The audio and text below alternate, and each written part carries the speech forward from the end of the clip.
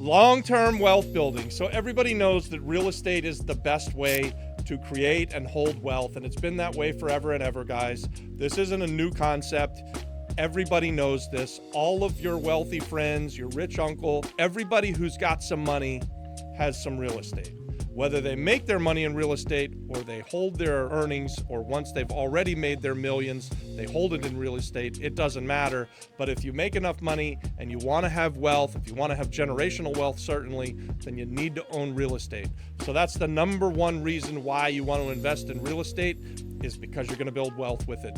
And it's tried and proven, and it's just the very best way to do it. So, number two, income potential. Along the same lines, and guys, you're going to see that all of these 10, they stack up on each other, and I didn't need to put them in any special order. In fact, it doesn't matter which way you invest for or which one you're going to do. If you do this long enough, you're going to get them all. But it's really important to you guys out there and to me in here as a real estate investor that we make money with the real estate. Income potential from owning real estate, it's real. You can make it through doing flips. You can make it through doing rentals. You can make it through creating businesses that you put inside of the real estate, inside of the buildings that you own. And we're going to talk about all of that as we go through this.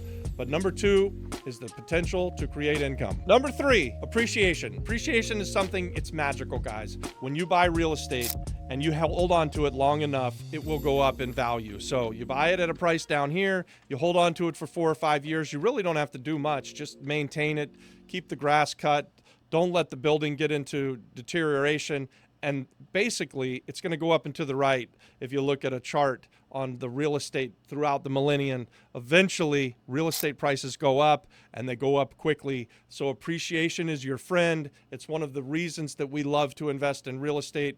It's not one of the things that we factor into how we buy real estate, but appreciation is something that is key to your success. Number three, forced appreciation, and this stacks on appreciation. Appreciation is just holding something for a long period of time and it will go up in value. Forced appreciation is actually doing value add, figuring out what the highest and best use is, and then investing dollars into it and maybe putting a business into it or reimagining something. So you could buy a dilapidated house that a hoarder was living in and clear it all out and renovate it back up to the nicest house. So you buy the worst house in the neighborhood and you invest in it and you create the best house in the neighborhood. That's forced appreciation. Or you could buy a building that was an old convenience store and you reimagine it into a restaurant. That's the new highest and best. And you put the value add in, so you make the building look better and you bring it up to its highest and best. That's how you force appreciation. We're value add real estate investors. And this is probably the one thing that we do and that we teach on this channel more than anything else, is that there is a way for you guys to buy and reimagine real estate. So buy real estate at its current valuation and then reimagine it and invest into it to its highest and best use, and you force the appreciation and you make a ton of money in the middle, right? So it's a beautiful, beautiful thing. And when you're a real estate investor, this is one of the 10 reasons that you want to be a real estate investor. Number four, tax benefits. The government, at least in the United States, and I think this is probably true all around the world, the government loves real estate investors. And as real estate investors, you get treated better when it comes to taxes than really any other category of the population. So better than the normal everyday 9-to-5er, for sure. Better than someone who's got a small LLC or a small business. So real estate investors really, really get treated well with tax incentives. And so by becoming a real estate investor, you can get benefits that are based around mortgage interest, depreciation, don't paying tax on interest. So you borrow the money and you don't pay tax on the interest that you pay. You can depreciate it, so you can make some money and then depreciate the asset and you don't have to pay tax on the income that you get. You can do a type of investing that the government is in favor of, and they will give you tax incentives directly for it.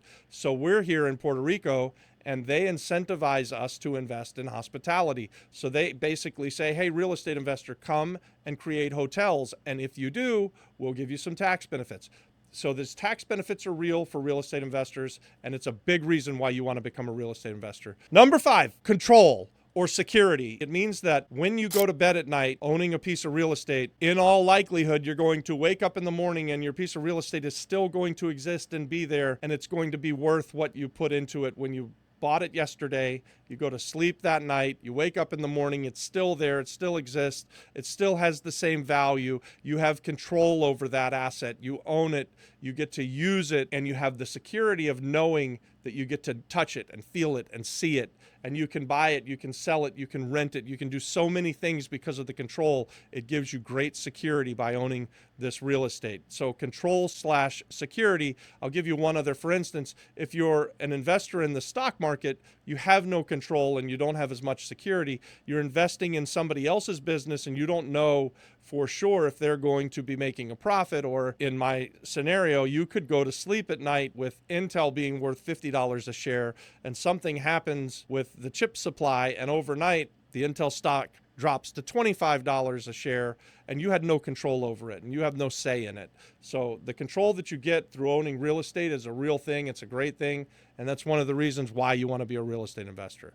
Number 6, and this is a big one, guys, leverage. When you buy real estate, you truly can use other people's money to invest in the real estate. And you can use banks' money, you can use my money as other real estate investor, you can borrow money from a hard money lender, you can partner with other real estate investors. There are so many ways that you can leverage the asset so that you don't have to come up with all of the money. This is probably my favorite reason why you should become a real estate investor, is because you can use leverage. Anybody can become a real estate investor. Anyone can become a real estate investor. You don't need to be born with a silver spoon in your mouth. Going back to the stock analogy, if you want to invest in Intel, you need to have the $50 to buy the $50 shares in Intel. If you want to buy a piece of real estate, you don't really need to have any money. You just find a great deal and you can either borrow the money or you can partner with people who have the money. But the fact that you can leverage real estate so easily makes it an unbelievable investment. And that's one of the big reasons why you want to be a real estate investor. Number 7, real estate is a tremendous hedge against inflation. And anybody who's listening to me knows this, right? You know that if you own your real estate right now, in the last few years, as we've gone through this massive inflationary time, and you've seen the cost of everything go up, gas has been more expensive, food is way more expensive, everything is just more expensive. Real estate has gone up at least to pace or outpace probably the recent inflation. So a hedge against inflation, real estate is historically a great hedge against inflation because real estate prices will go up. As everything gets expensive or more expensive through inflation, so does real estate.